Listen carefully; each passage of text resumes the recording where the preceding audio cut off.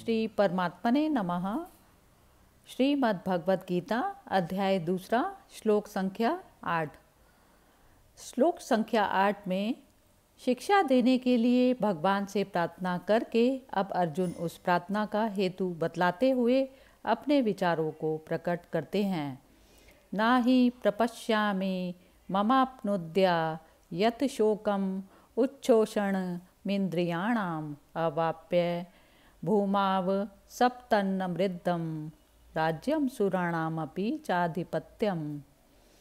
क्योंकि भूमि में निष्कंटक धन धान्य संपन्न राज्य को और देवताओं के स्वामी पने को प्राप्त होकर भी मैं उस उपाय को नहीं देखता जो मेरी इंद्रियों को सुखाने वाले शोक को दूर कर सकें।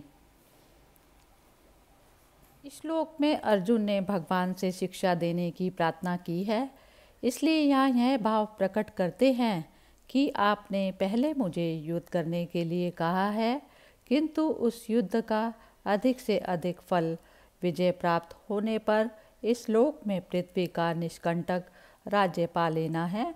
और विचार करने पर यह बात मालूम होती है कि इस पृथ्वी के राज्य की तो बात ही क्या, यदि मुझे देवताओं का आधिपत्य भी मिल जाए तो वह भी मेरे इस इंद्रियों को सुखा देने वाले शोक को दूर करने में समर्थ नहीं है। अतएव मुझे कोई ऐसा निश्चित उपाय बतलाइए जो मेरी इंद्रियों को सुखाने वाले शोक को दूर कर सके। संजय उवाच एवमुक्त्वा ऋषिकेशं गुडाकेश परन्तपा नायो तस्य इति गोविंदम उक्त्वा तूष्णीं बभूवः। संजय बोले, हे राजन, निद्रा को जीतने वाले अर्जुन अंतर्यामी श्री कृष्ण महाराज के प्रति इस प्रकार कहकर कि श्री गोविंद भगवान से कि मैं युद्ध नहीं करूँगा, यह स्पष्ट कहकर चुप हो गए। में संजय ने अर्जुन को निद्रा को जीतने वाले अर्जुन को इस प्रकार कहा क्योंकि अर्जुन ने कभी भी अपने मन के साथ में तादात्म्य नहीं किया। वह मन में चलती हुई घटनाओं को दूर खड़ा रहकर देख पाता था। उवाच ऋषिकेश प्रहसन्निव भारत सेनयो उभयोर्मध्ये विषिदन्तमिदं वचा। हे भरतवंशी धृतराष्ट्र, अंतर्यामी श्री कृष्ण महाराज दोनों सेनाओं के बीच में शोक करते हुए उस अर्जुन को हंसते हुए यह वचन बोलते हैं।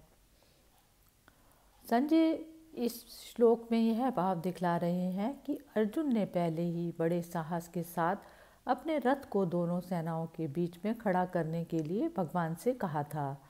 वे ही अब दोनों सेनाओं में स्थित अपने स्वजन समुदाय को देखते ही मोह के कारण व्याकुल हो रहे हैं। हंसते हुए वचन बोले में संजय का यह भावार्थ है कि भगवान ने क्या कहा और किस भाव से कहा।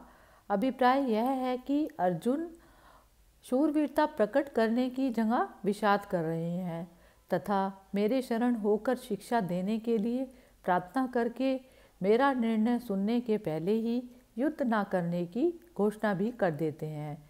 यह इनकी कैसी गलती है। इस भाव से मन ही मन हंसते हुए भगवान इस प्रकार बोले। हरि ओम तत्सत।